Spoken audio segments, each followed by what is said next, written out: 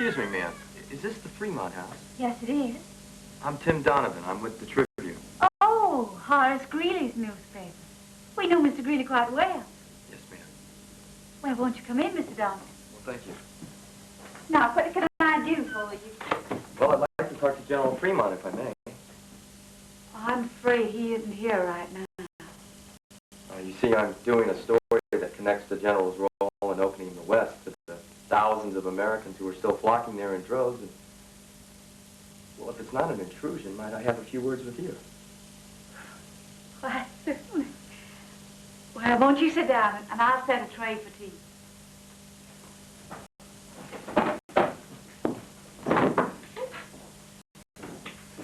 How old is the General now, if I may ask? I have to think. I'm 63, and he's 11 years older than I am. That would make him 74, wouldn't it? Yes, that's right, 74. And you have 3 children, is that right? John Charles Jr. is in the Navy, and his younger brother Frank is at West Point, and our daughter Lily is a secretary in Manhattan. And how long have you been living here in the East? Oh, quite some time now. My husband had some business ventures he wanted to explore in New York. And of course, his publishers are here. His publishers, ma'am? Yes, that's right. His memoirs were published this year. I don't suppose you've read them. No, ma'am. I didn't know anything about them. Not many people do. It's my opinion the book was excessively priced. But why Staten Island? It's all we can afford. Shall we go into the pub?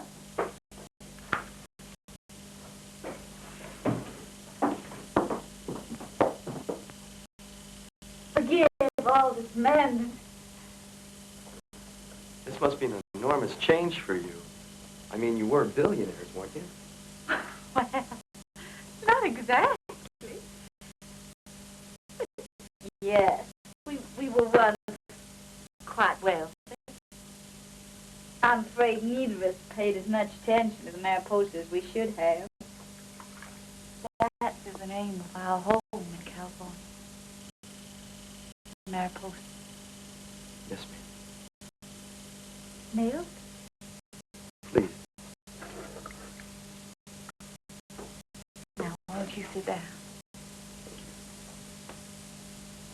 So many things kept taking the General away. His expedition in '53, and then the war, of course.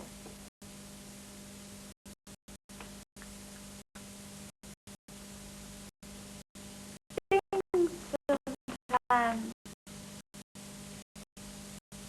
get away from one, don't they? Yes, ma'am, they do. Pardon my asking, but how does it feel? Feel? Well, yes, your husband losing whatever money was left on that railroad venture. Yes, Kansas Pacific. That was his dream, you see. Yes, but then later on, being the governor of the Arizona Territory, it couldn't have paid very much. No. No, it didn't. Well, what I'm trying to say, ma'am, is that here you had this empire in California. You came within an ace of being the first lady, and now this, Staten Island, a row house. Didn't all that high life spoil you for this? Young man,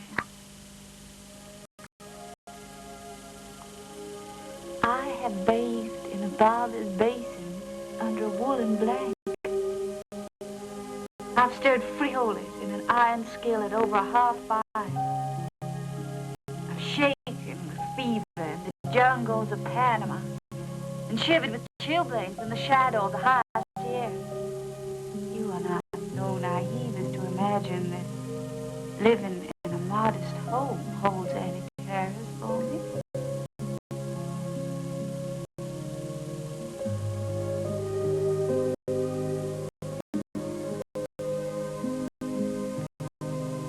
I'm sorry if I spoke out of turn. I didn't mean to give offense.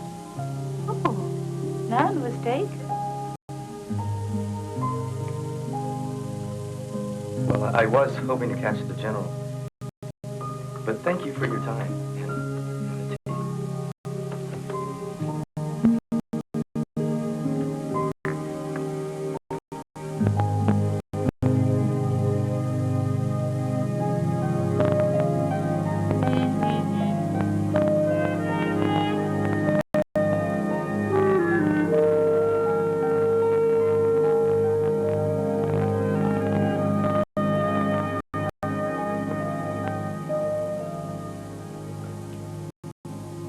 Ma'am, forgive me for this, but this is just plain wrong. The general shouldn't have to live here. Not after fighting those blizzards in the Rockies. Not after running that river when even Carlson didn't want to. No, ma'am, not... You read the journal. Yes, ma'am. Read him. I'd have given an arm to have been walking there beside him. I will tell the general when he gets home. I know that he will Tell be... me what, Jessie? Oh, Charles, this is Mr. Donovan from the Tribune. The Tribune? He was just telling me how much he admired your journal. My journal. My journal. Hell, I didn't write those, you did. Charles, what are you saying? No more than the truth. Well, I laid them out, sure, where we went, what we did, the feel, the smell, the glint of it, but I couldn't write I couldn't write it. I couldn't make people see it the way I saw it. You made me see it, sir, every bit of it. No, sir, I did not. Mrs. Fremont did. But you lived. And that's what mattered. I lived it, yes. But that's gone, vanished. What remains is the word. I showed the way, but you fired their hearts into doing. You made them see an empire and dream about it and want to make it their own. My wife struck it in bronze, young man. That was the real triumph. Oh. Excuse me.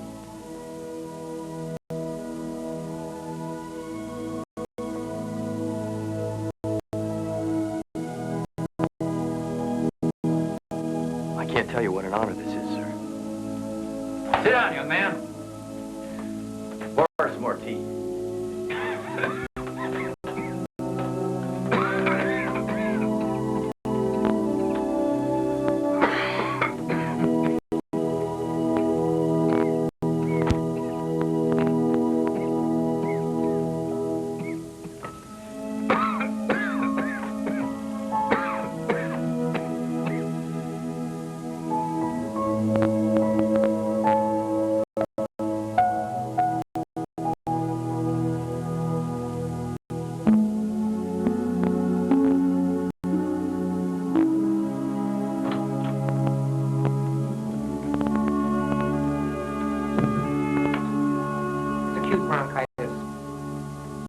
General's lungs are chronically weak. I dare say as a result of unduly hard living. Doctor, he climbed where no man dared climb before.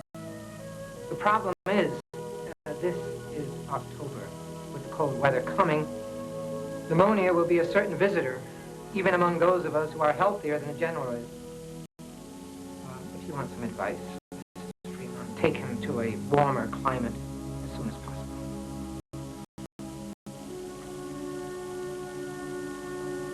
Is that serious?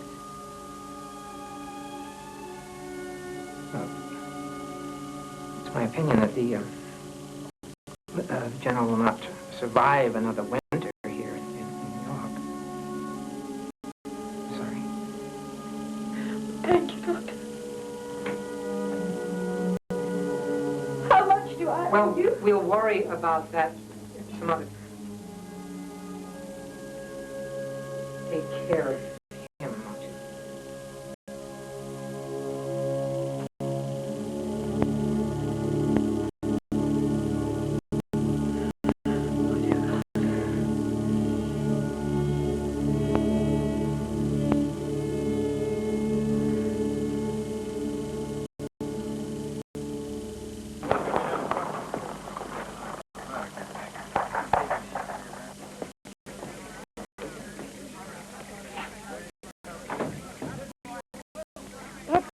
Occurred to me, Mr. Barnard, that some of my experience, both in Europe and the far west, might be of interest to your readers.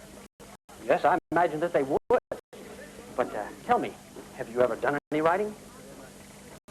Yes, a little. Well, would you like to try a short piece for us? Yes, sir, I would.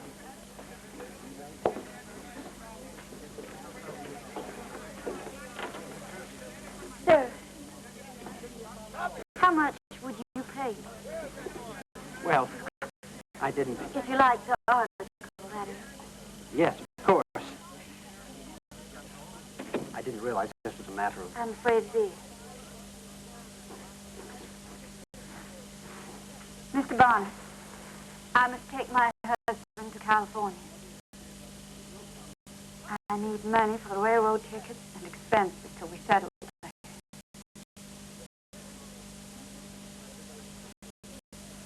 We have nothing left to sell. How much would you pay me for such an article? Well, customarily, we pay somewhere in the vicinity of $100. For how many words? Well, let's say 1,500. Could you use 10 such articles at $100 a piece? 10. Yes, sir. Well, I suppose. If we like the first one, of course.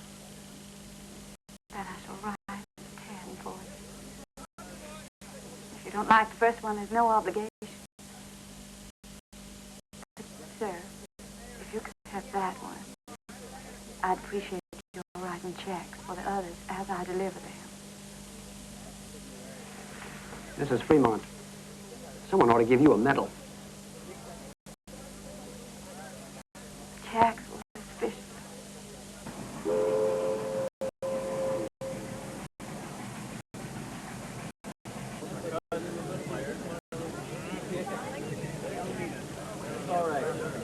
You know, Jessie, it was very near here that I first met Kit. Right here? I thought he'd burst when I told him I'd never heard of him.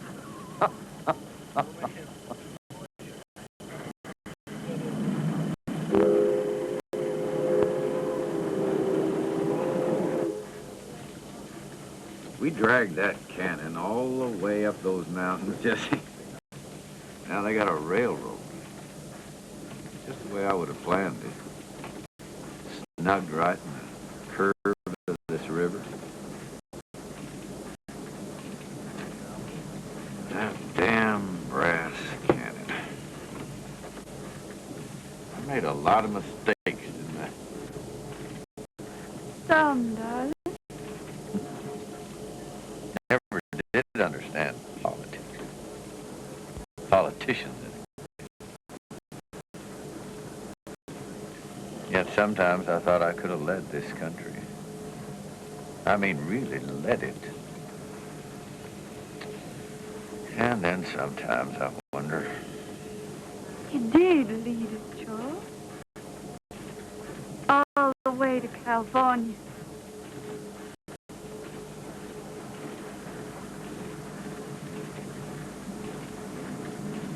We had such visions, Jessie. Remember? Limitless horizons. So much to be done.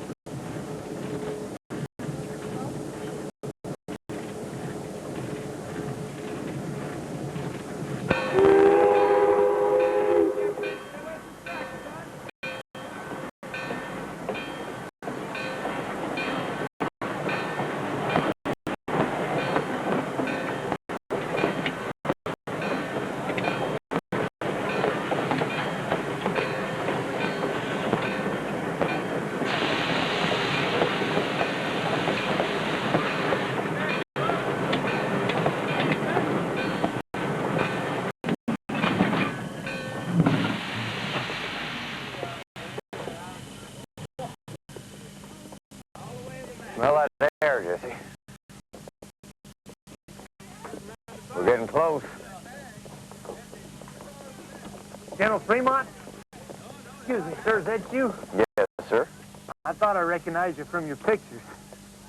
I don't mean to bother you. I just want to let you know how you turned my whole life around, sir. How's that, sir? Well, I come out with a small party in '54. Martha carrying your journal on her lap the whole way. We treated it like it was the family Bible. That's very kind of you. Ma'am, your husband's journal gave us all the courage we needed. Told us how to get where we were going and what we'd find when we get there. So I just wanted to come up and say thank you for what you did for me and my neighbors all those years ago, sir. And sir, I'd be mighty proud if you were to let my son here shake your hand. Mighty proud, sir. Of course. Son, nothing in the whole world I'd rather hear than what your father just told me.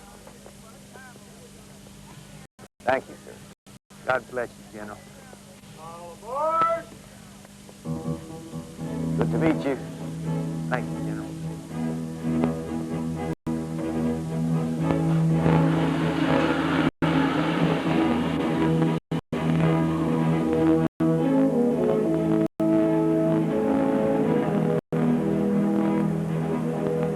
First light.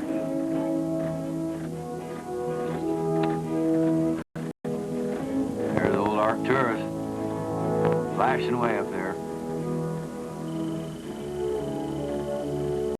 Kid told me I was more than a stargazer.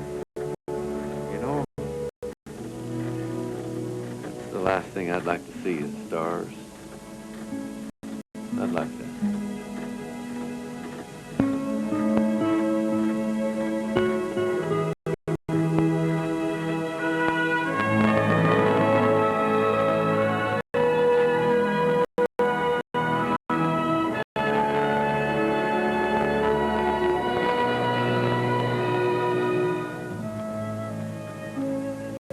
California. Yes, darling. We're going home. Home.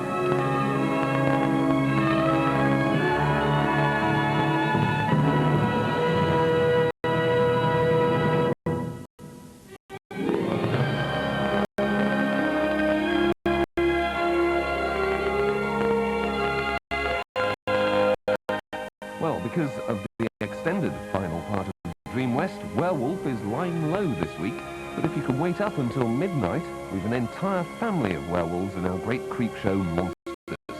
And in the meantime, here on Sky One, we join a young frustrated cop in Police Story. Don't go away.